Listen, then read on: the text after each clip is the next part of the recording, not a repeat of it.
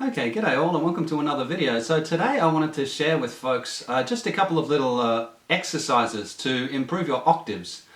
So I want to say with octaves, particularly on the piano, you do have to be careful of stressing your muscles and your arms, your hands.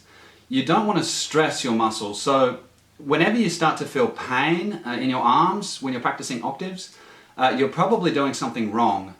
Now, there's a couple of different types of stress that you can feel. So one of them is just the regular lactic acid building up in your muscles. Lactic acid building up in your muscles is perfectly fine. That's just a sign that your arms and your hands are becoming stronger. But there's another type of pain that you really want to avoid. It's a sharper pain. It's an indication that you're doing something wrong. So just do be aware of what your muscles are telling you whilst you're practicing octaves.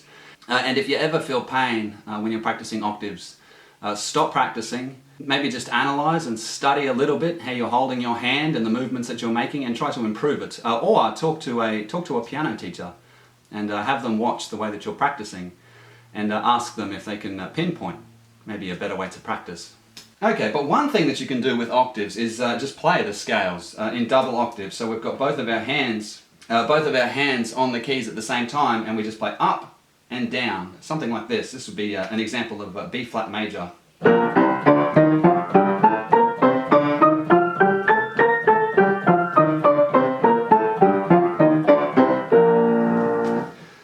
Okay, and then straight after you've done that, you would move up to B major, etc., etc., until you've gone through each of the keys, major and minor. So we can do the minor. You've also got your melodic minors. When you're practicing your octaves in scales, you really want to play them in thirds and sixths as well. So if you were to play, say, B flat, we'll go back to B flat. If you were to play that in thirds, you put your left hand on B flat, you start your right hand on the D, and you play B flat major with both hands. So something like this.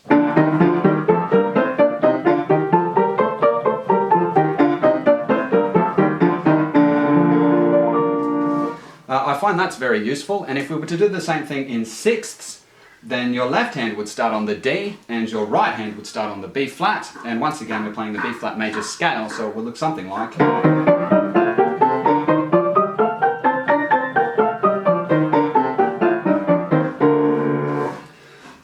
that. Another technique I've found very, very useful, particularly when you're in thirds like this or sixths, is playing slightly different rhythms and accents. So for thirds, you could play around with the idea of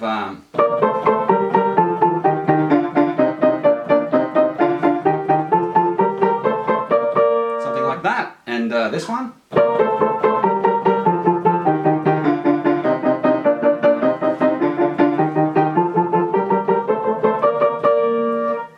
Maybe dotted rhythms,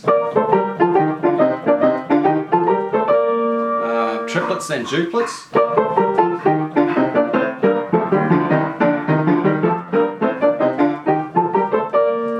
Yeah, just play around with your rhythms and play your octaves in slightly different ways when you're practicing scales.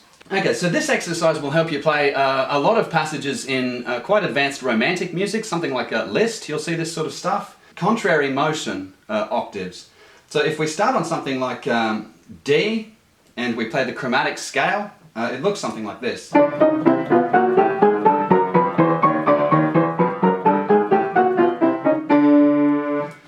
Fair enough, but what you'll notice about D major is that if you play in contrary motion, the chromatic scale, your hands are actually mirrored. Yeah, so that's quite easy, but if you pick another key that's not D chromatic, if you pick another key that's not D chromatic or A flat, you'll find that it's not the exact mirror, and it actually takes a fair bit more coordination. So let's go to the key of G. Okay, we're going to do the same thing, up and down one octave in contrary motion chromatic.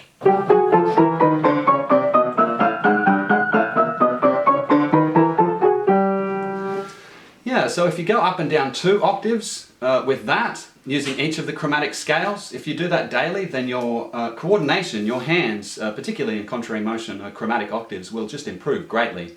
Once again, I want to stress that this is going to put the lactic acid in your arm. I mean, it's going to hurt your arm.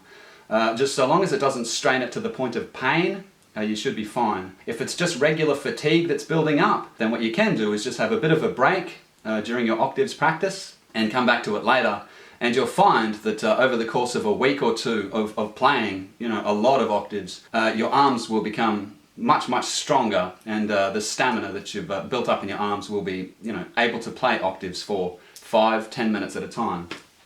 Okay, so we'll just do another example going up and down 2 octaves of that chromatic scale idea, because I find by the time that the arms are quite spread apart, it takes a lot more coordination, and you can't move your eyes left and right, so you just have to trust your muscle memory in your arms. But let's do E flat.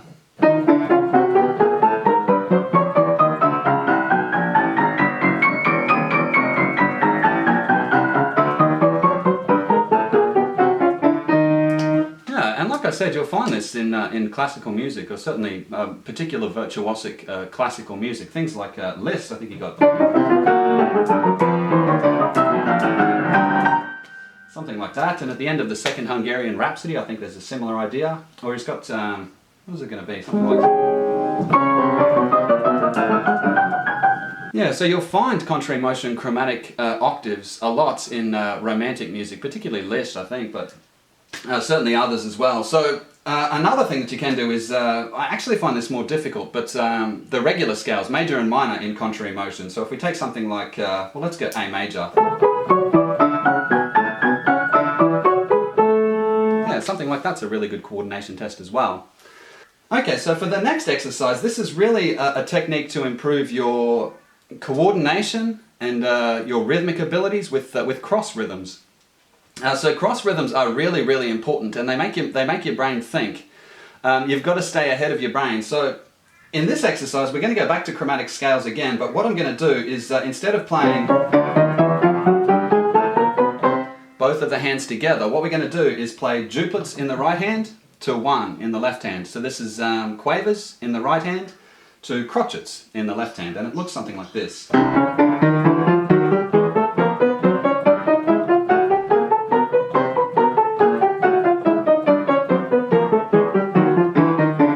So my right hand was going up and down at twice the speed of my left hand. And you can swap that around too. So if we play the same thing, only our left hand is playing the quavers and our right hand playing crotchets, what you'll find is that the left hand actually catches up to the right hand, so long as the right hand starts an octave ahead of the left hand. So it's something like this.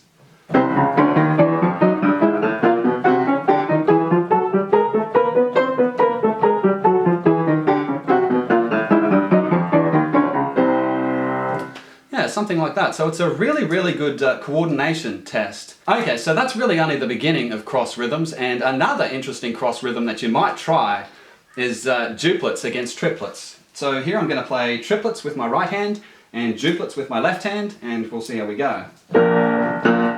I find if your right hand is playing the quicker of the 2 cross rhythms, it's often good to start the 2 thumbs together, and if your left hand is playing the quicker of the 2, then you want it to have room to catch up to your right hand.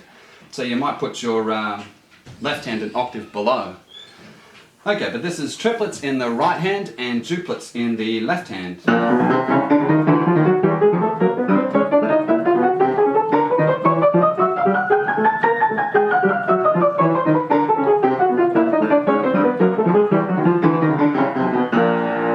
Yeah, something like that. And of course you've got to swap them too. So triplets in the left hand and duplets in the right hand. Maybe we'll start from C, I guess.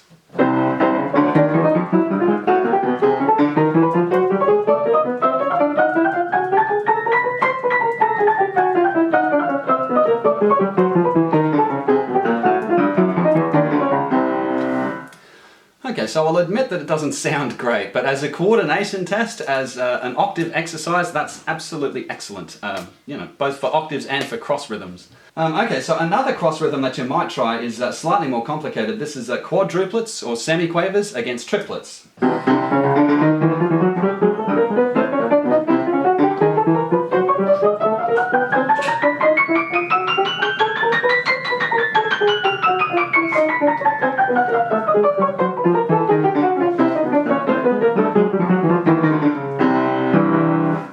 something like that. Another coordination test. Really good way to get your octaves in. And of course swap hands too. Do the quadruplets in your left hand against the triplets in your right. So excellent octave exercise and excellent exercise of cross rhythms. Okay, so that's just a bunch of octave exercises. I hope that was interesting, and I hope that helps you improve your octaves and your stamina, your coordination and your leaps. And thank you very much for watching. Have a good one. Adios.